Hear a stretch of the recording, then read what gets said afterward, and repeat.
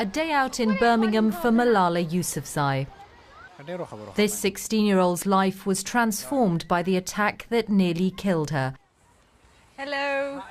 1 year on, I've been spending time with her and her family. Hello, Malala. How are you? So what has been the hardest thing about coming to Birmingham? Nothing. The weather, of course. Yeah, the weather, yeah. I too. The weather and seeing Malala. She had like the whole face was like big. And here it was like, that's good. She's much better now than she was. But your life changed in that one moment. You know, actually, in seconds, everyone's life changed in that moment. Malala was only 11 when she first spoke out for girls' rights to go to school. I will get my education if it is in home, school or any place. What, really? The world she knew was about to disappear. Her home valley of Swat in northern Pakistan came under the brutal rule of the Taliban.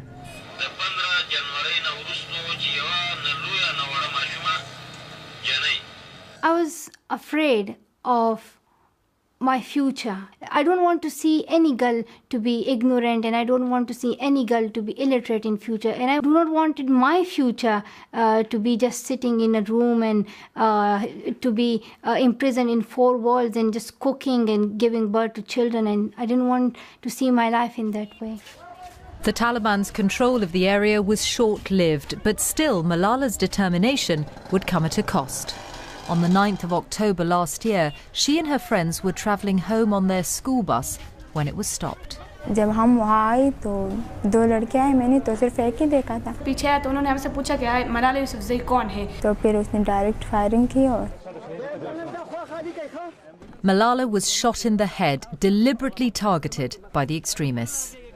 Today, Malala's become the face of the world's 57 million out-of-school children. She has an influence few other 16-year-olds can imagine, and yet she told me she still sees herself as an ordinary teenager. Do you believe in a dialogue with the Taliban, whether in your own country or in Afghanistan? Is that the way forward, do you think? I don't want to go deep in those issues of terrorism because it's the job of the government to do it. It's the job of the Afghanistan government as well to do this. And I also request the Taliban that they must stop it and they must do what they want through dialogue. They must tell us what they want, and killing people and slaughtering people and flogging people and blasting school is totally against Islam. They are misusing the name of Islam. Islam tells us to be peaceful. Islam tells us about brotherhood. This is not the true Islam which the terrorists are showing us.